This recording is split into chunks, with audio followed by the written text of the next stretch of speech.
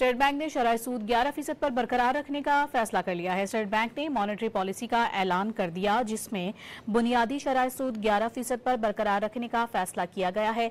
Governor state bank Jameel Ahmed ने पहले ही बता चुके हैं कि शरह सूद में कमी का इम्कान नहीं है।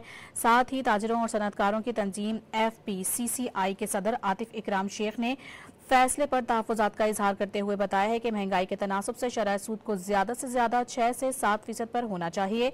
शरह सूद में कमी से हुकूमती कर्जों में 3,500 अरब रुपए का कमी का इम्कान था।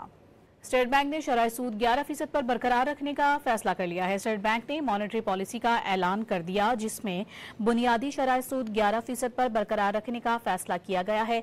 Governor state bank Jameel Ahmed ने पहले ही बता चुके हैं कि शरह सूद में कमी का इम्कान नहीं है।